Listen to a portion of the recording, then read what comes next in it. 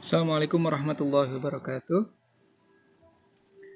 We will learn about active and passive voice, part 1.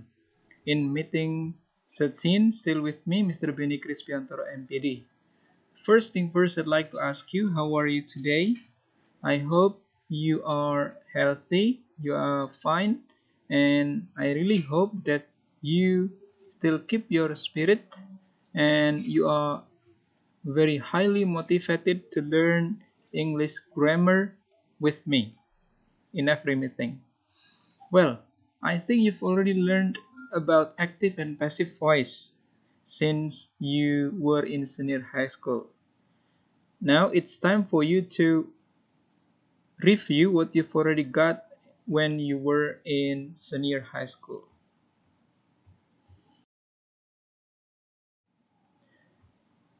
The first material is about voice because we learned about active voice and passive voice, so you have to know what voice is. Definition: voice, also known as diathesis, is a grammatical feature that describes the relationship between the verb and the subject, also known as the agent, in a sentence. More specifically, voice describes how the verb is expressed or written in relation to the agent.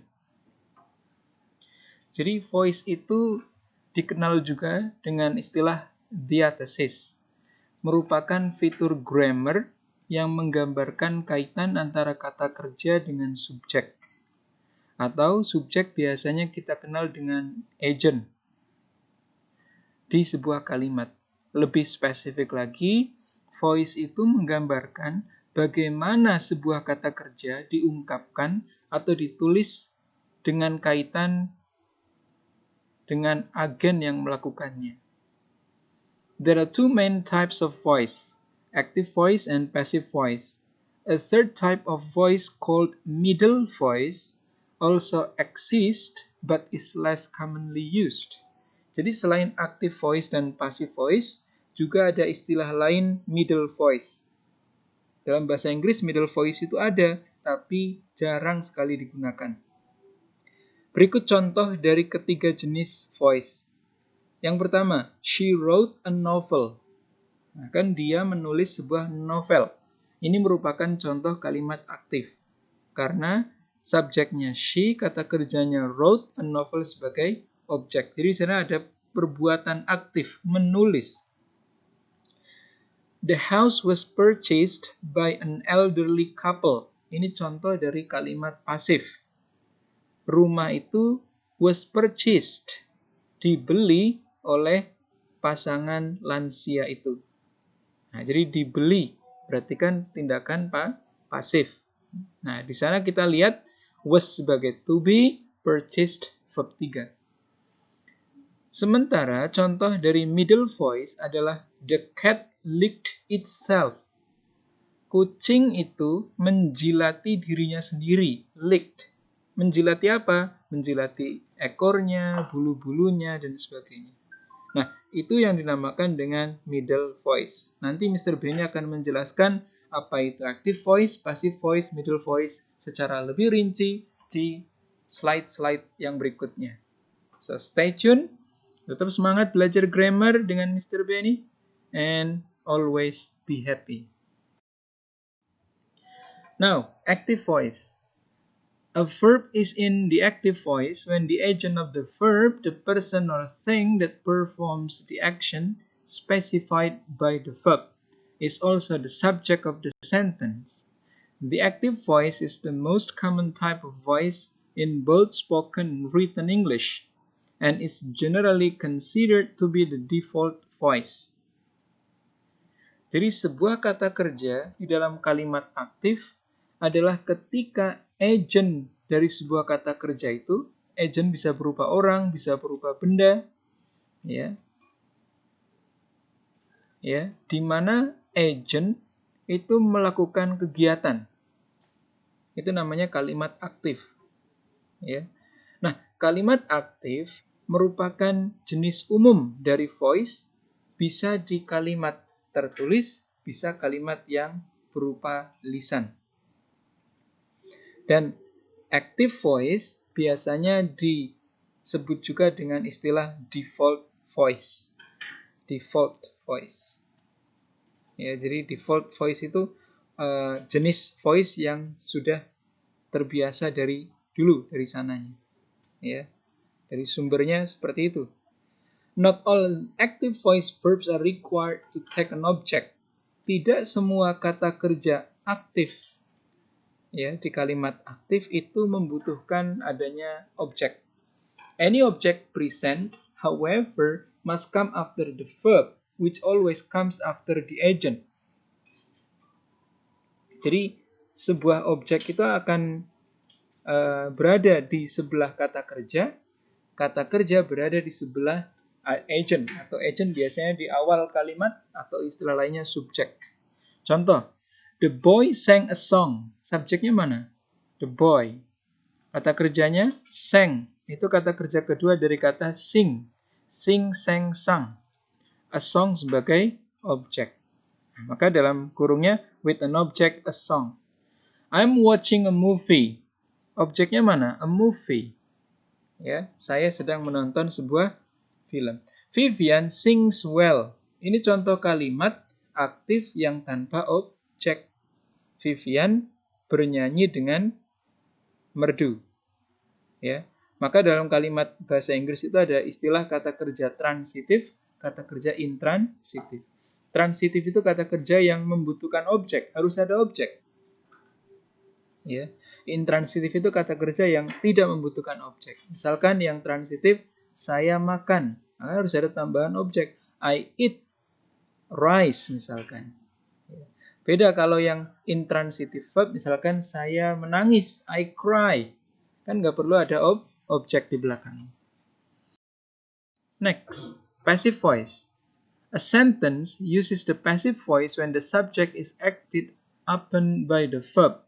Passive voice sentences are structurally opposite to active voice sentences, with the object, now the subject of the sentence, coming before the verb and the verb coming before the agent of the action.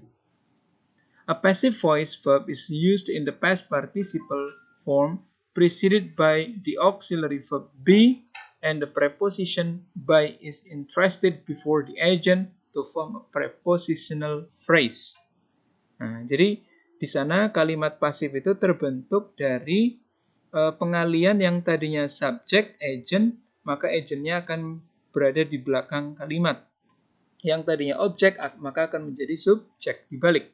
Tapi ketika kalian membalik kalimat aktif menjadi pasif, maka harus ada yang diubah.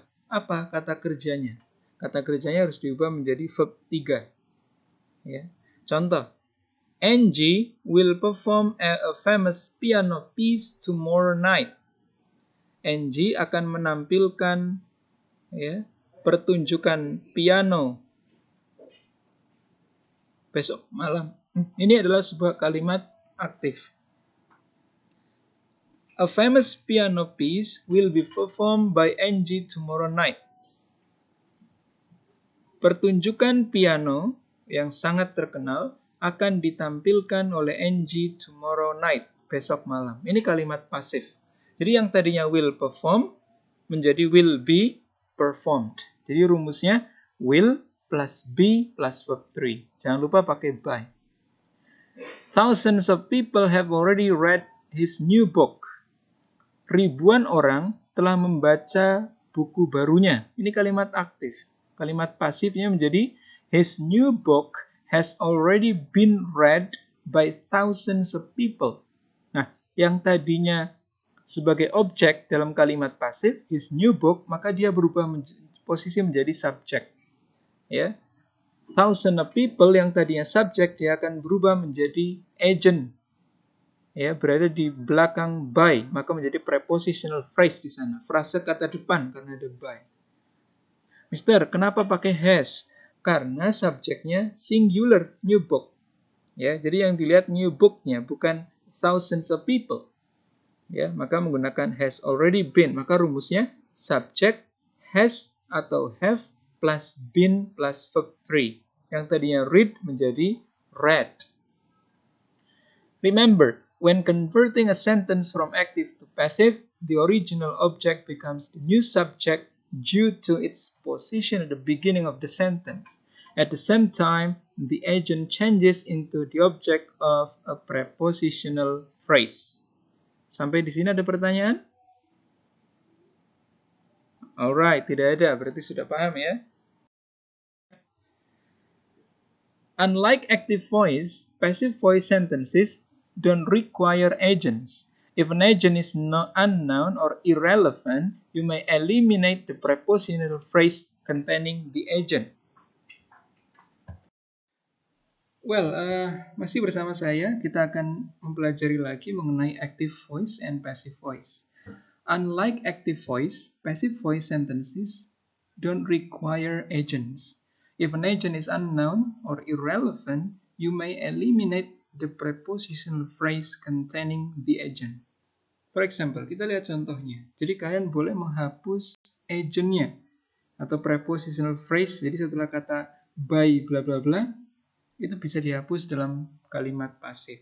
For example, the light bulb was patented by Thomas Edison in 1880. Di kalimat ini kita lihat ada agent. Siapa agentnya? Thomas Edison. Nah, sedangkan di kalimat kedua, the light bulb was patented in 1880, ini kalimat pasif without agent. Ya, kita nggak perlu mencantumkan agent di sana karena sudah jelas bahwa light bulb, ya, lampu pijar itu dipatenkan di tahun 1880. Contoh berikutnya, the wedding venue has been decided on by the bride and the groom. Ini with agent. Artinya apa? Bahwa tempat pernikahannya ya telah diputuskan oleh pengantin pria dan wanita. Ya udah jelas di sana, by the bride and the groom. Sementara kita bisa menghilangkan by the bride and the groom, maka menjadi the wedding venue has been decided on. Meaningful, grammatically correct, karena ada subject, ada auxiliary, dan ada verb 3 sebagai ciri khas dari passive. Alright, semangat ya. Next, middle voice. Nah, ini istilah baru dalam pelajaran grammar, karena yang kita tahu selama ini adalah active voice, passive voice. Sementara middle voice ini sangat jarang sekali digunakan di kalimat bahasa Inggris. Mr. Benny akan menjelaskan lebih lanjut apa itu middle voice. The term middle voice describes a type of voice that is a combination of sorts between the active and passive voices. The middle voice is not clearly defined in the English language, that is, it doesn't have verb form specific to it. It does, however, contain several odd or irregular verb usages that are said to correspond most closely with the middle voice of other languages. In most middle voice sentences, the agent performs the verb's action on itself. Nah ini kalimat yang perlu di-highlight. Jadi dalam kalimat middle voice, si pelakunya itu akan melakukan sebuah kegiatan oleh dirinya sendiri, on itself. Ya, to compensate for the lack of a middle voice verb form, these verbs are typically followed by a reflexive pronoun. Masih ingat nggak reflexive pronoun? Ada itself, himself, yourself, yourselves, themselves, himself, dan sebagainya. Kita lihat contohnya. My girlfriend always checks herself in the mirror before we go out. Ya kan? Pacar saya selalu mengecek dirinya sendiri di depan kaca atau bercermin sebelum kita pergi keluar. Ya, ini yang dinamakan kalimat middle voice. Karena ada subjek my girlfriend, check sebagai verb, herself sebagai reflexive pronoun. Contoh yang kedua, the dog bit itself on the tail. Anjing itu ya menggigit dirinya sendiri di bagian ekornya. Ya. Jadi bit di sini sebagai verb to, maka tanpa s. Middle voice can also be used to describe some intransitive verb. Masih ingat apa yang sudah saya ceritakan di awal-awal slide tadi, bahwa intransitive verb itu kata kerja yang tidak membutuhkan objek. A verb that doesn't require an object. This verb synthetically appear active agent plus verb, but function more similarly to verbs in the passive voice. In other words, the agent is being acted upon like the passive voice despite its position in front of the verb as in the active voice. Kita lihat contohnya. The lasagna cooked in the oven for several hours. The verb cook is acting upon the agent lasagna. Ini kan? Jadi subjeknya lasagna, cooked sebagai middle verb, ya. In the oven for several hours. Nah, ini sebagai keterangan tempat, in the oven for several hours sebagai keterangan waktu. Artinya apa? Lasagna itu dimasak, bukan memasak. Karena verb cook itu ya bertindak sebagai agent lasagna.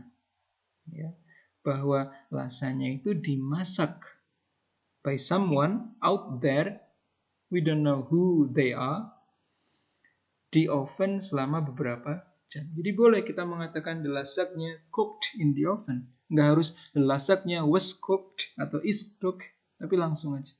Contoh lain. The bicycle broke without warning. Ya kan? Bicycle broke without warning. Sepeda itu rusak. Bukan sepeda itu dirusak, tapi langsung aja. The bicycle broke. Nah, jadi sepeda itu rusak tanpa pemberitahuan, tanpa ada peringatan sebelumnya. Nah, maka the verb break is acting upon the agent bicycle.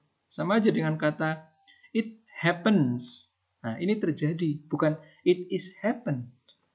Ya, jadi nggak perlu ada to be di sana. Ya, sama aja broke, happen, occurs. Nah, ini terjadi.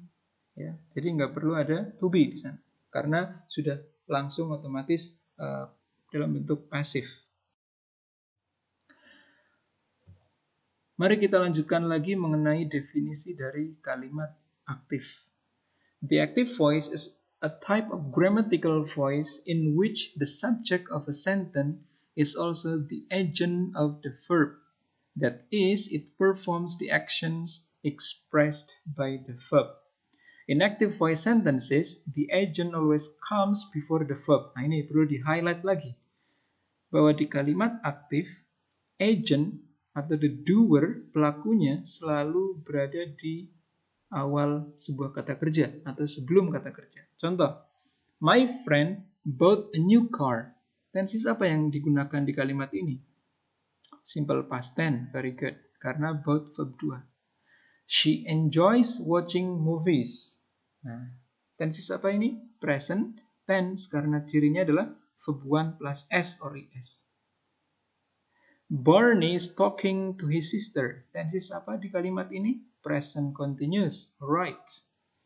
Nah, semua agent yang ada di kalimat-kalimat tersebut perform an action.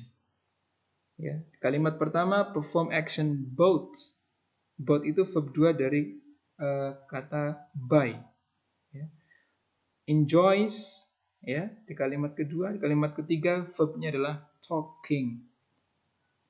A direct object is not always required for active voice. Sekali lagi, direct object tidak selalu dibutuhkan dalam kata kerja kalimat aktif. When an object is included, however, it must come directly after the verb. Ya, ketika sebuah kata kerja dimasukkan dalam sebuah kalimat, maka harus ya berada di belakang sebuah kata kerja. Jadi objek itu langsung di belakang kata kerja. Contoh, I'm drinking some tea. Mana subjeknya coba? I, good. Kata kerjanya am drinking.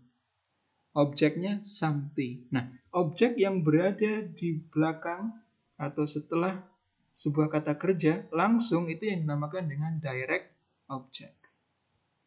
Contoh yang kedua, the boy hid his report card from his parents.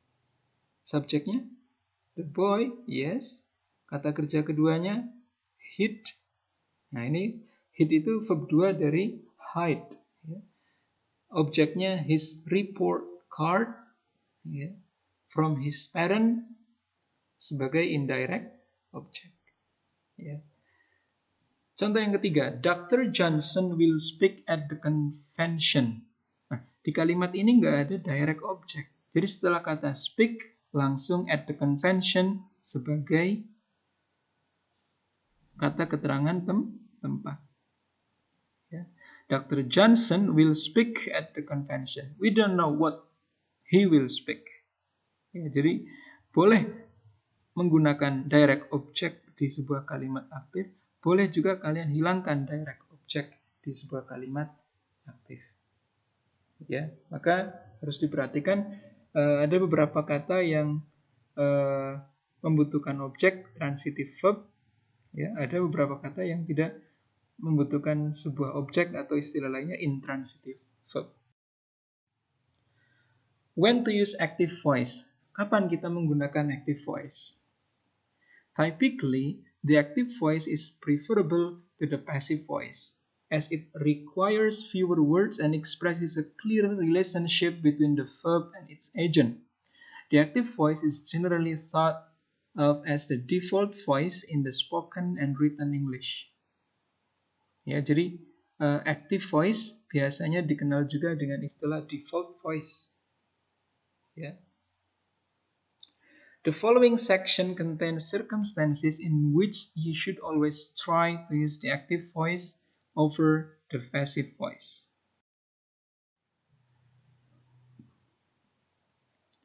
Jadi saya sarankan ketika kalian menulis sebuah artikel, sebuah teks, kalian harus bisa menggunakan kedua jenis kalimat tadi, baik itu aktif maupun pasif. Tapi lebih direkomendasikan kalau kalian menggunakan kalimat aktif daripada kalimat pasif dalam sebuah teks, terutama teks scientific. Next, when there is no direct object. Bagaimana ketika kalimat aktif atau pasif berada dalam sebuah kalimat yang tidak ada direct objectnya? Because passive voice sentences require direct object, sentences without direct object must be inactive. For example, that man has painted for more than 40 years. Subjeknya apa? That man. Kata kerjanya has painted for more than 40 years sebagai adverb of time. Kita lihat di sana nggak ada direct object, maka otomatis dia akan menjadi sebuah kalimat aktif. Karena perlu diingat, dalam kalimat pasif membutuhkan adanya direct object, entah itu prepositional phrase dalam bentuk by plus agent atau dalam bentuk objek-objek yang lainnya. We departed immediately after the grand final. Ini kan departed. The kids chatted for several minutes. Ketiga contoh tadi merupakan kalimat aktif. Now, we can see how these sentences cannot be put in the passive voice. Kita lihat kenapa kalimat ini tidak bisa dipasifkan. Because there is no direct object to become the subject. Karena di kalimat tadi tidak ada direct object yang bisa kita balik menjadi subjek. Kita lihat sekali lagi. That man has painted. Bahwa laki-laki itu telah melukis selama lebih dari 40 tahun. Subjeknya lelaki itu, kata kerjanya telah melukis selama lebih dari 40 tahun sebagai keterangan waktu. Di sana nggak ada objek. Ketika nggak ada objek, maka kalimat itu tidak bisa dipasifkan. Paham ya? Okay. Now, take for instance, the first sentence, for more than 40 years has been painted by the man. Apa yang telah dilukis oleh si pria itu? It no longer makes any sense when structured in the passive voice, so it must remain active. Karena nggak akan make sense, nggak akan masuk akal, nggak akan rational, logical, kalau dipaksa untuk menjadi kalimat pasif. Maka kalimat-kalimat tadi tetaplah menjadi kalimat aktif. Nah, bagaimana ketika agentnya itu diperlukan, sangat-sangat diperlukan? When the agent is important. The active voice is commonly used to emphasize the importance of an agent in a sentence.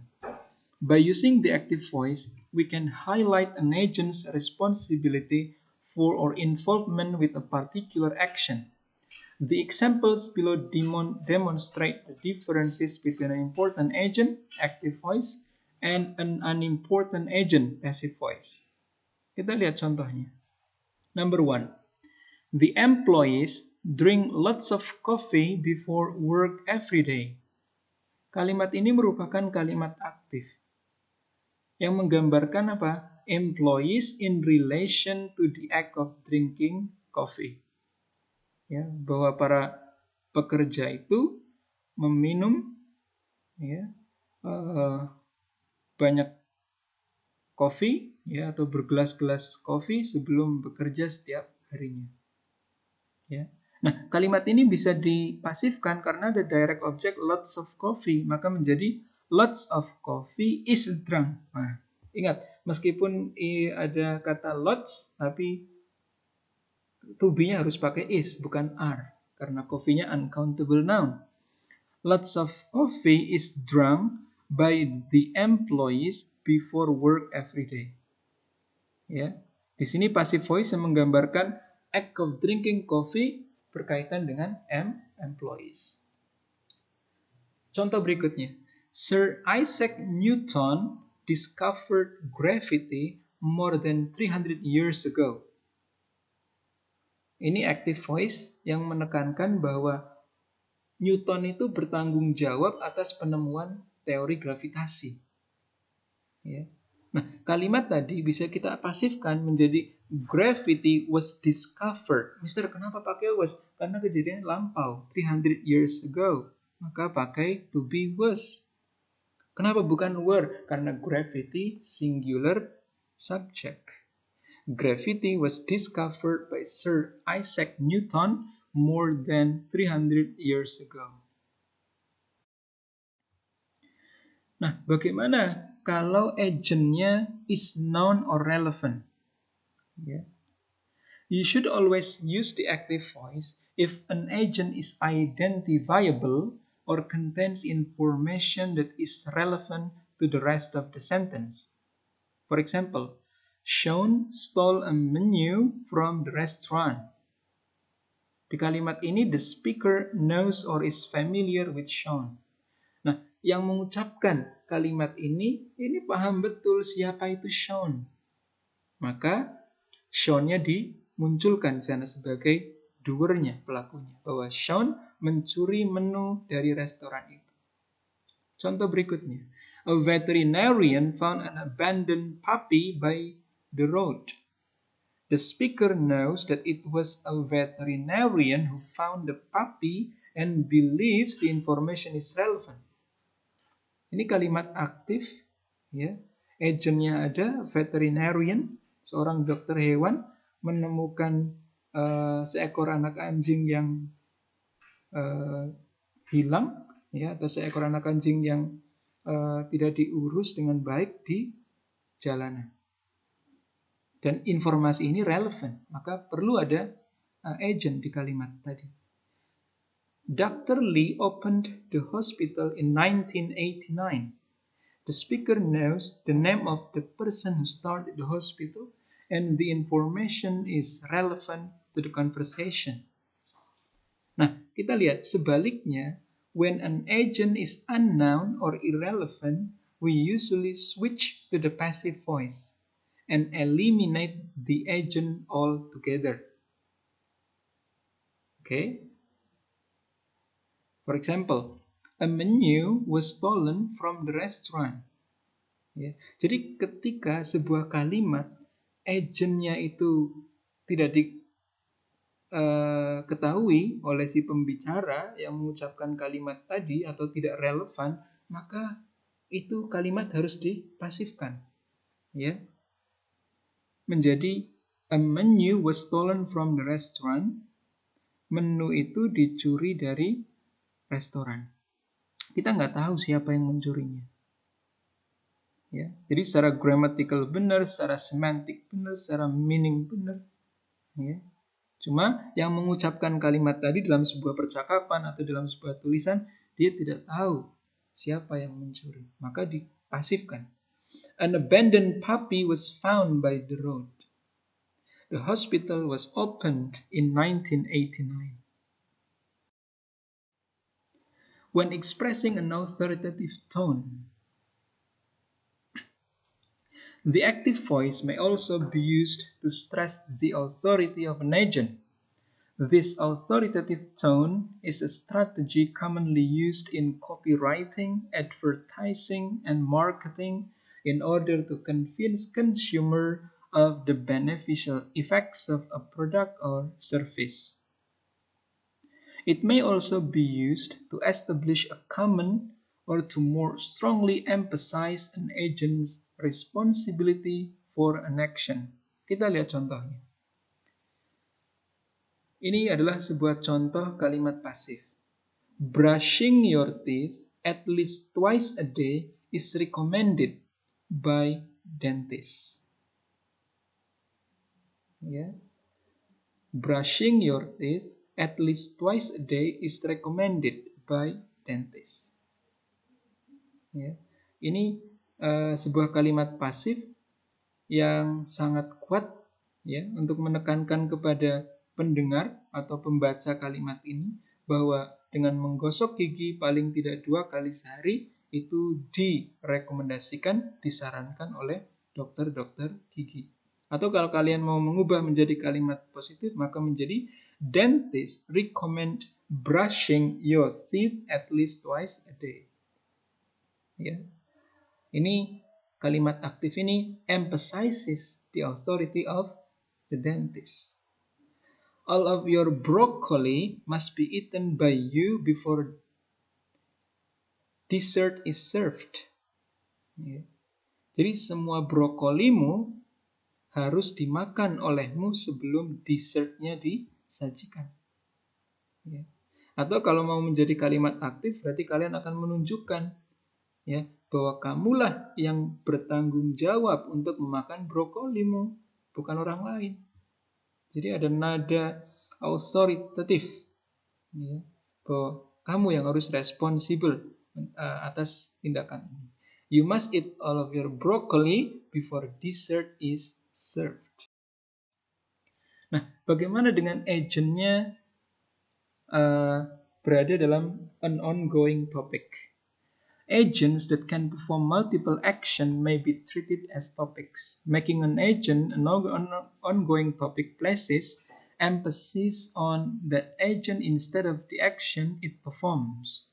When an agent acts a topic, it usually remains the primary subject in most active voice sentences used to describe or refer to it.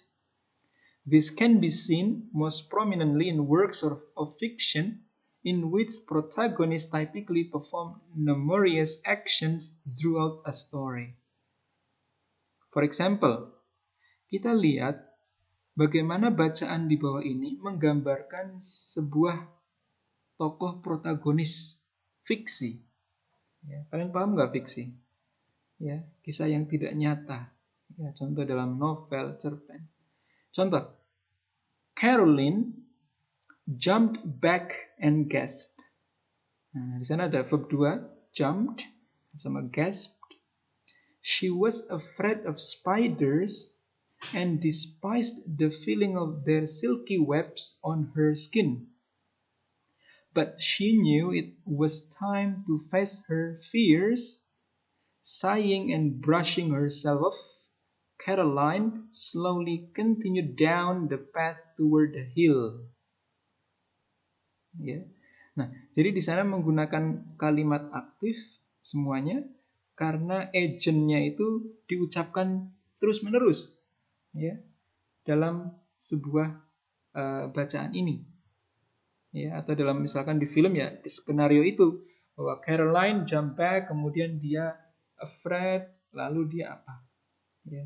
Jadi di materi ini ya ketika agentnya merupakan sebuah topik yang terus-menerus diucapkan berulang-ulang, maka disarankan untuk menjadikan kalimat itu menjadi kalimat aktif, ya, untuk menggambarkan si agent itu. Alright, ternyata slide yang tadi merupakan slide terakhir. Tetap semangat untuk belajar grammar. Apabila ada pertanyaan, silahkan ditanyakan di forum, or bisa memberikan chat WhatsApp pesan ke Mr. Benny. Anytime, anywhere. Thank you. Wassalamualaikum warahmatullahi wabarakatuh.